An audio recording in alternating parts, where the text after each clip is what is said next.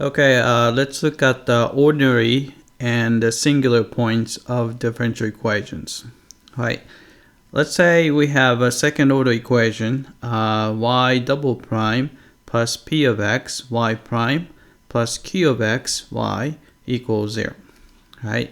So we say x equals a is an ordinary point of the equation if p, which is the coefficient of y prime, and a q, which is the coefficient of y, are analytic at x equals a. Otherwise, x equals a is called a singular point. Right? So let's look at this simple example. Right? So we have the equation, and we can see that here, this guy is our p of x, and 1 would be a q of x. Right? Q of x does not have any problem being analytic because it's a constant function. And you can see that 1 over x is not even defined, x equals a. So p of x, right? So p of x is not analytic.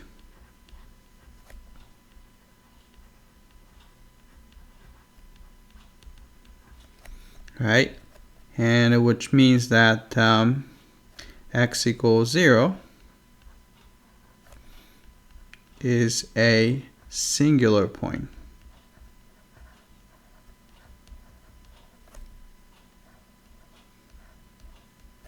All right. And how about this one? This is actually tricky, right? So you can see that p of x is sine of x over x. Right? And a q of x is just x. Right? So q of x has no problem being analytic at x equals 0. But the sine of x over x is not defined, but this guy has a power series that converges at the 0. If you remember, sine of x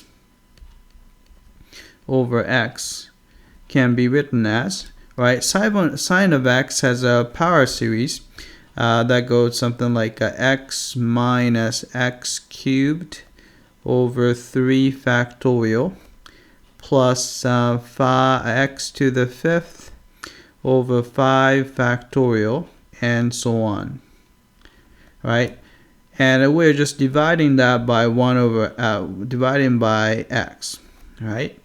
So you can see that we have power series 1 minus x squared over 3 factorial plus x to the 4th over 5 factorial minus, and so on. Right?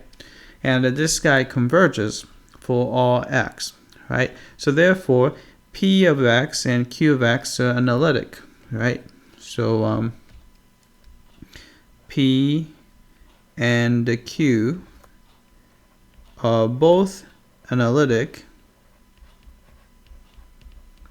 at x equals 0, which means that x equals 0 is an ordinary point. Ordinary point. Right? And how about this one? Right? X squared is the p of x. Right? And the square root of x is our q of x. Right? Then you notice that p of x has no problem, just the x squared. But here, square root of x has a problem, because if you look at the derivative, q prime of x is 1 over 2 square root of x, and which means that the q prime of 0 is undefined. and q double prime of 0 is undefined, and so on. So we know that the q of x is not analytic